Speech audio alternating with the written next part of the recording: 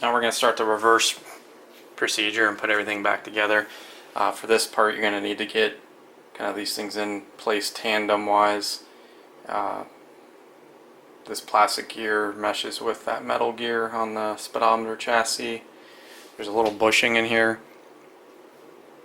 just so you know if something falls out, it belongs right here in this hole.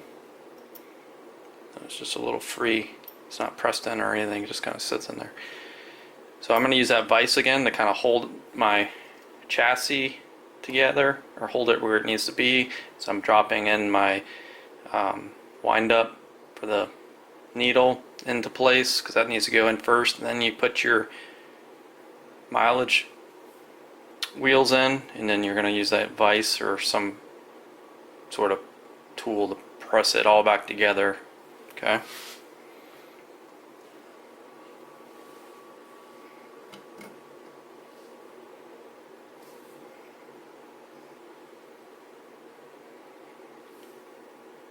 This isn't really going to sit in its groove until you clamp it together, but you need to get this in place first. And don't forget, you have this little shaft that's sticking up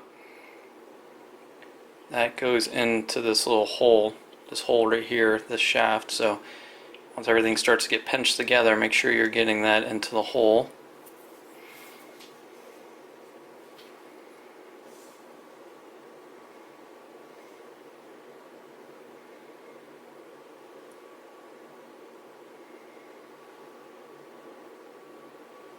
Remember, these little clips here need to sit up on that bar, this top plate bar. Spreader tool here.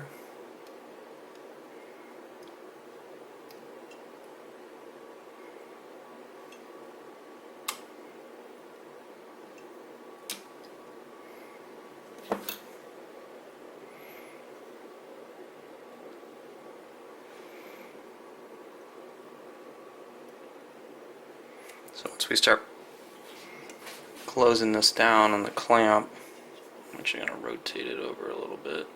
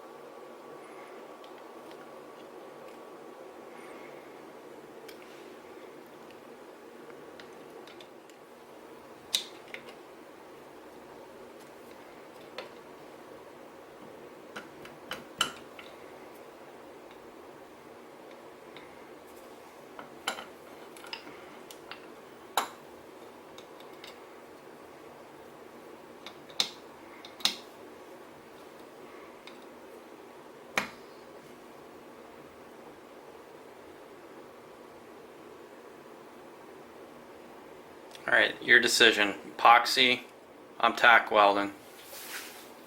I'm going to put this back in, we're going to put those 3 screws on, and then we'll put the, I'm going to clean this a little better, but mine's good, but you can always refresh yours like I showed with those decals that you can put over this.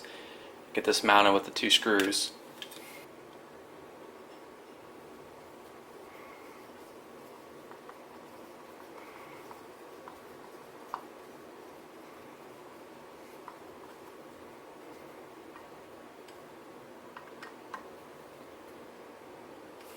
I'll just show you, you can test your work. Counterclockwise, I cut a little piece off a spare speedometer cable, chucked it up in the drill.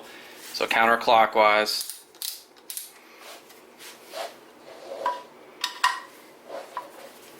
You can test that our assembly was put back together.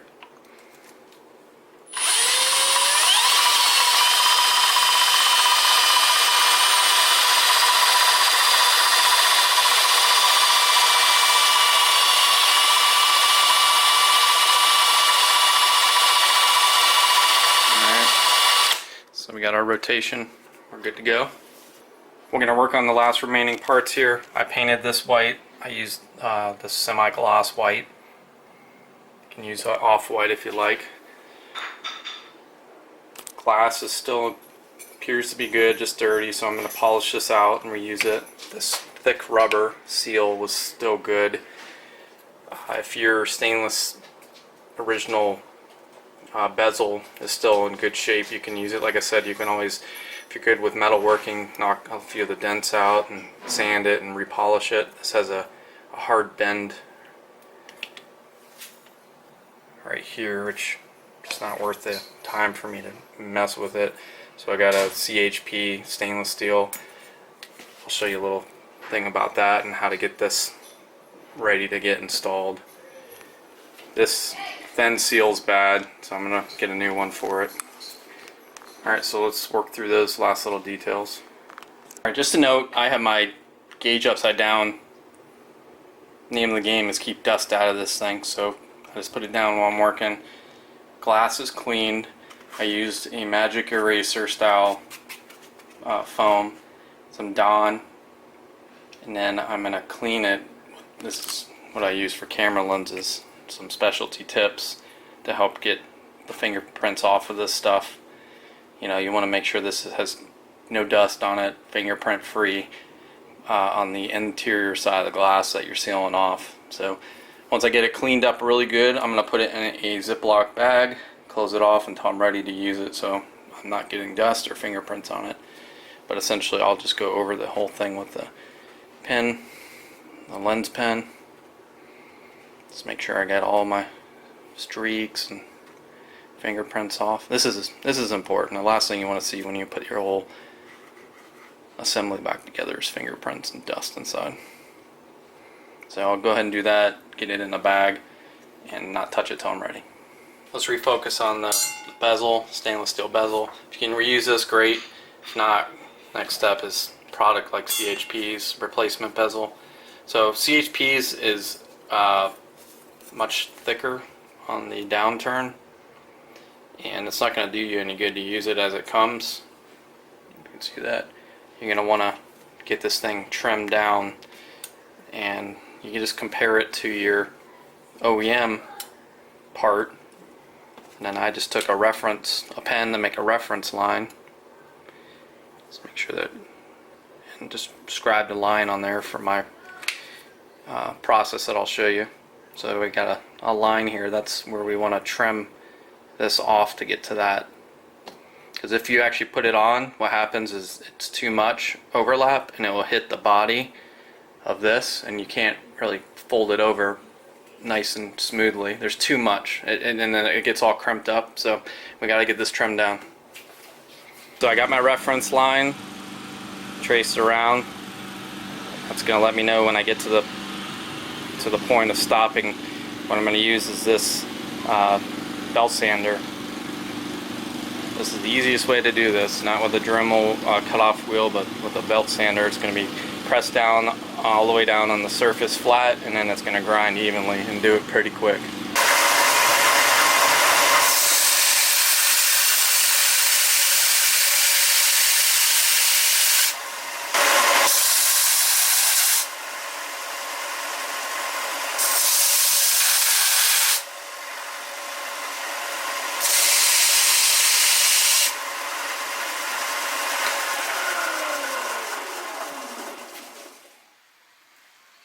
So we got just ground down to my reference line, nice and even across. There's a little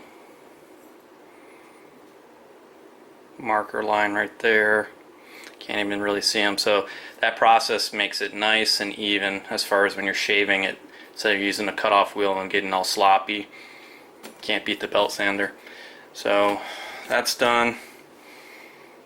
I'm going to wait for that paint to dry. I'm going to wait for the paint to dry for a little bit, and once that's ready, I'll put that little decal, the Nippon Seiki decal on it, and then I will start to close everything off. So paint's dry on the needle and the face plate. So I'm going to actually just put a little thread locker blue on the tip of this.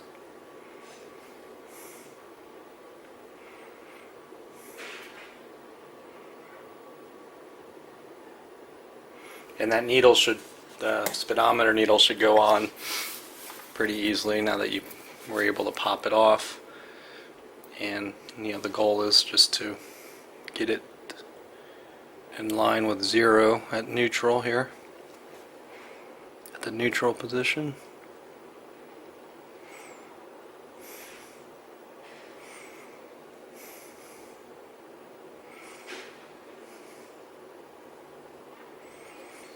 Alright, that looks good. I'm going to let that dry for a little bit. We'll do a little test too, the same way I test the odometer rolling, and make sure that the needle sweeps.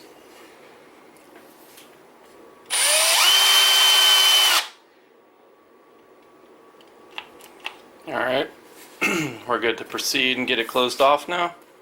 So just make sure you're getting all your dust out of here that may have got in.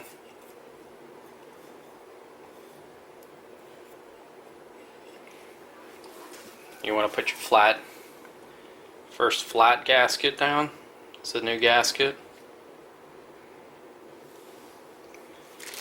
Alright, so we're now going to work with our glass that's been in the bag. Now just decide which side of it's going to be down facing. It's going to be the most important to get that cleaned up before we put this on. Should just put this guy here first. Then put your gasket on around the glass. It's got this little lip on it, recessed pocket that you put your glass into.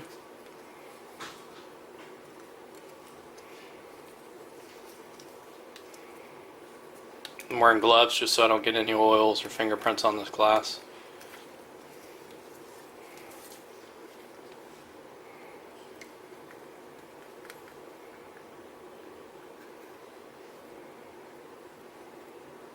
And this tool I have is from like camera lens cleaning gear.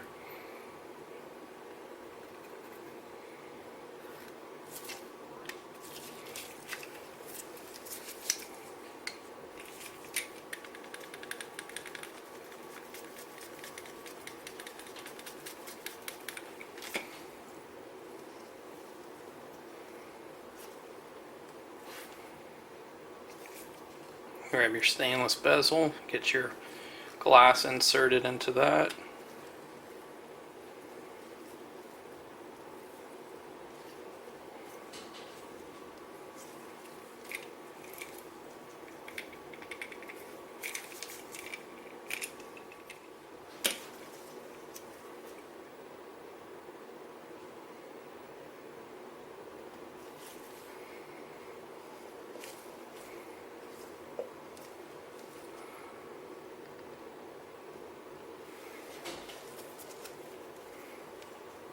Now we're going to work with it upside down now.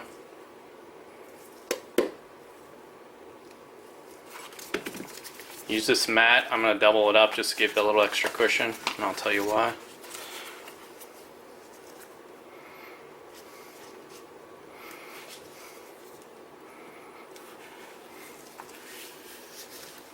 Alright, so we're going to use, now we're at the stage where we're going to turn this lip over, start rolling the lip. I use a 1/4 inch based punch, flat edge, and a hammer. You're really going to want to push down, and the reason I got this extra cushion is, because when we're pushing down, if we're on a hard surface like this wood, you're going to end up bending the stainless, the bevel here. Like if this is pushed into the wood and you're hammering, you're going to end up doing some sort of damage to this. And also, with that impact of the hammer and jolting, you can break the glass, so this is going to help kind of absorb that energy and not reduce the risk of you doing any of that damage. So I'm going to go ahead and press down, use my tools. I'm going to start turning the lip here, get it to seat on this side in 4 areas, here, here, and then in the back. And once I get that held, then I can start working my way around systematically. Start on the edge here.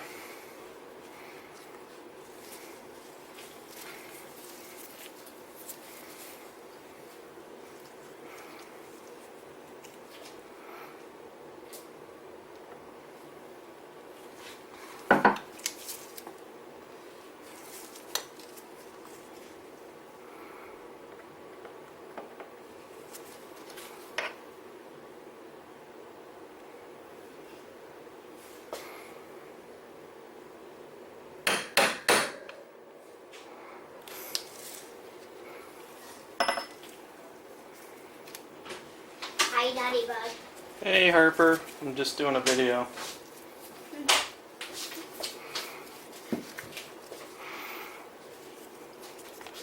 Wanna watch me? Yeah. Alright.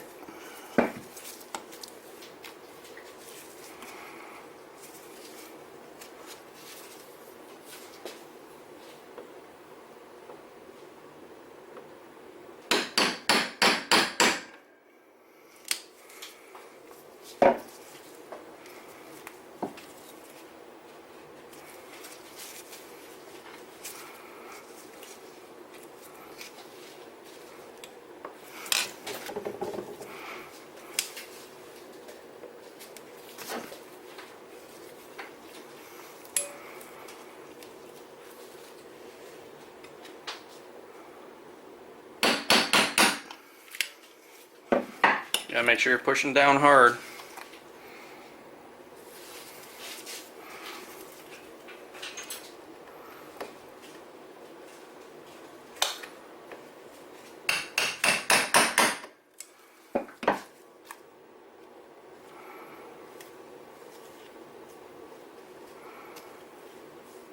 Alright, so I knocked it a few more times and pressed really hard to make sure I'm seating this down against this gasket. It's not going to look pretty at first. You might think, oh, I botched the job, but if you take your time, like I'm showing you, get it seated, pushed down nice, and then you have enough meat to get curled over this edge. And then now that I've gotten a good amount of area clamped down, I'm going to take my time and move very small increments with this punch and flatten this metal out, because it's going to look pretty gnarly right now, but once you work your way really slowly with a bunch of taps, you'll flatten this all out and it will all bend nicely.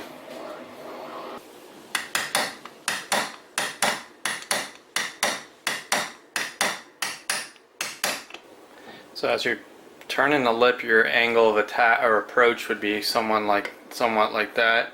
And as you're going around, you're getting it all starting to turn. Then you're going to come back with a steeper angle and work your way around. And then eventually you want to be perpendicular to the surface. And then you'll get it all flattened out. So let's inspect the work so far. You got just a few of these little areas that need to be reworked and flattened out. Kind of get that area nice and banged down a little bit and straighten that edge. That's looking good so far. Alright, so I'm going to go back around it and work on some of these areas that need to be hit some more. So now I'm going straight down now to finish this job off.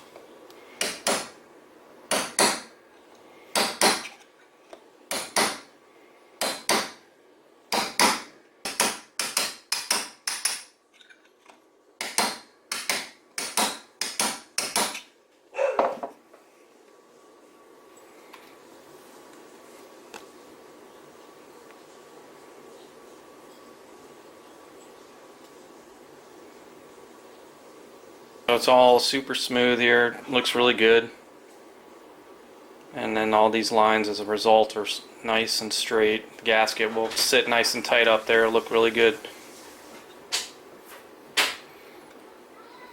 That's a wrap. Hit me up if you need help with any of these bike builds or engine building, parts sourcing, etc. That's my phone number directly to me. VintageHondaMinis.com is my website. Thanks for watching. Hopefully this will get you guys squared up on your repair or restoration of your speedometer. That's how I do it, depending on what condition some of those internal parts are. Could be very basic, reuse, clean, or like I showed, you can get some of those parts from CHP Motorsports out of Texas, and then there's some vendors online, I know, other sources for the decals and such. But thanks for watching, guys.